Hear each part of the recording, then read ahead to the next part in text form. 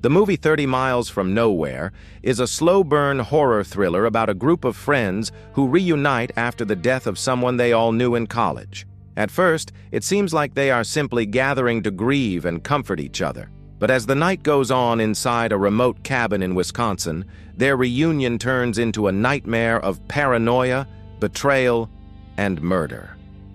By the end, only a couple of them survive, and they learn that their dead friend's widow lured them there for revenge. The story begins with 5 friends who were all close during their college years but have drifted apart since then. They are brought back together because their old friend, Max, has suddenly died. His death is a shock, and the group feels they must honor him, even though they have not all spoken in years. Max's widow, Sylvia, invites them to her and Max's cabin in the woods of Wisconsin to stay after the funeral. Out of respect for Max, they all agree to come, even though many of them do not really get along anymore. The group consists of Larry, Paul, Elaine, Bess, and Jack. Larry is serious and controlling, someone who always wants to take charge. Paul is anxious, emotional, and not very confident. Elaine is practical and sharp, but also quick to get annoyed. Bess is kind and tries to keep the peace between everyone. Jack is laid back but carries his own bitterness. Together, they make an uneasy group. Max had been the one who held them together in college, and without him, their differences are more obvious. They all drive to the cabin, which is 30 miles from the nearest town, isolated deep in the woods. The trip itself already feels strange. The idea of being trapped together in such a remote place adds to the tension. When they arrive, Sylvia greets them warmly, but something about her feels unsettling. She is polite, but there is a coldness in her eyes. Her words about Max are odd, sometimes affectionate, sometimes bitter. The friends are not sure what to make of her, but they assume it is grief that is making her act strangely. The cabin itself is beautiful but eerie. Surrounded by forest, with no phone service or internet, the place feels cut off from the rest of the world. At night, strange noises come from outside. Inside, the house is filled with reminders of Max, which makes the group uncomfortable. They all try to settle in, drink, eat, and share memories, but it does not take long for old wounds to resurface. During conversations, the friends begin to argue. They remind each other of old betrayals and mistakes. Larry accuses Paul of being weak. Elaine and Jack bring up old fights from their college years. Bess tries to smooth things over, but even she cannot prevent the group from falling into arguments. The truth becomes clear. They were never really good friends to each other. They stayed in contact only because of Max, and without him, their connection is fragile. The tension grows heavier as the night continues. Everyone starts to feel that something is wrong, not only with their friendships, but with the whole situation at the cabin. Sylvia keeps appearing at odd moments, saying unsettling things. The friends also discover strange and creepy details around the property, like dead animals and strange markings. At first, they think they might just be imagining things because of stress, but their unease grows stronger. The horror begins when one of the friends suddenly dies. At first, it looks like an accident. The group is shocked and panicked. They argue about what to do, but being so far from civilization, they realize there is no quick way to get help. They decide to stay together and remain calm. But their trust in each other is already broken, and the fear that one of them might be responsible begins to spread. When another death follows soon after, the group is thrown into complete paranoia. They realize that someone is targeting them, but they do not know who it is. They look at each other with suspicion. Could it be one of them killing the rest? Could it be Sylvia? Or is there something out in the woods? Sylvia's behavior becomes stranger. She does not seem as shocked by the deaths as the others are. Instead, she appears calm, even smug at times, which makes her look guilty. But the friends are too busy fighting among themselves to focus on her. Their old resentments return, stronger than ever, and instead of uniting against a possible killer, they turn on one another. The murders happen in different ways. One friend is poisoned when their drink is secretly tampered with. Another is lured outside only to be attacked and killed in the woods. One falls into a trap set around the cabin. The killings are not always bloody or gory, but they are cruel and terrifying.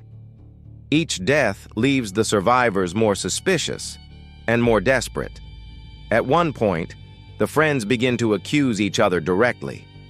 Larry believes Paul might be the killer because of his nervous behavior. Jack thinks Elaine is hiding something.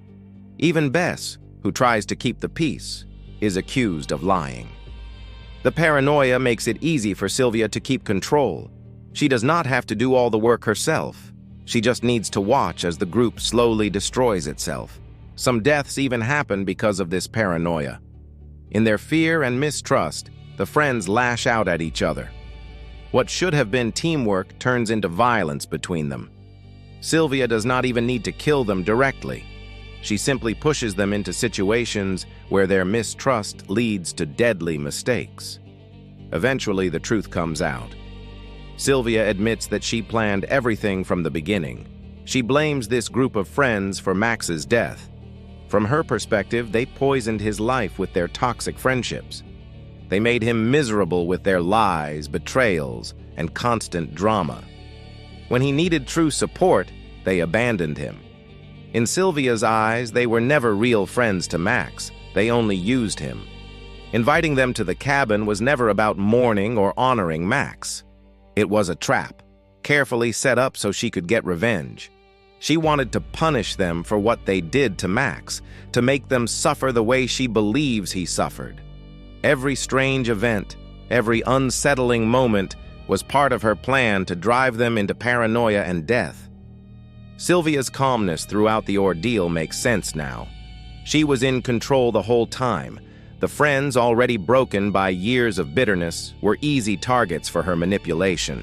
By the time the truth is revealed, most of the group is already dead. Only a couple of them remain alive, battered and traumatized. They confront Sylvia, demanding answers. She tells them exactly why she did it, explaining her hatred for them and her love for Max. She believes that killing them is justice. The survivors try to fight back, but Sylvia always seems one step ahead. The struggle is brutal and hopeless. By the end, more blood is shed, and only a couple manage to escape her immediate trap. But even in survival, there is no victory. The survivors are broken, carrying the weight of guilt and the knowledge that their past mistakes led to all of this. They leave the cabin alive, but devastated. The movie ends on a dark and unsettling note. Sylvia's plan has mostly succeeded.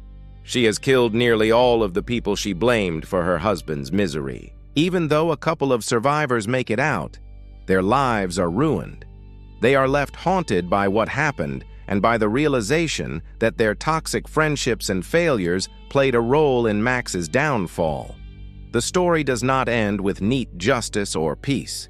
Instead, it leaves viewers with the chilling thought that sometimes the real horror is not an outside monster, but the people you once called friends. The movie is not just about murder. It is about the dangers of toxic relationships, guilt, and unresolved conflict. Max's death was the spark, but the real fuel was the way these friends treated each other. Their mistrust, selfishness, and hidden grudges made them vulnerable. Sylvia simply took advantage of what was already broken. Isolation also plays a big role. Being 30 miles from nowhere means there is no easy escape, no help from the outside world. The cabin becomes a pressure cooker where old conflicts explode and fear grows. Revenge and paranoia complete the picture, making the movie as much a psychological thriller as a horror film. 30 Miles from Nowhere is a story about how grief and revenge can twist people and how broken friendships can become deadly. It begins with 5 friends reuniting for a funeral, but ends with most of them dead in a remote cabin, victims of both Sylvia's plan and their own toxic past. The survivors escape, but only in body. Emotionally, they are left scarred forever. It is a bleak film with a cruel ending, but it makes a point. The past always comes back, and the people you think are your friends can sometimes be the ones who destroy you.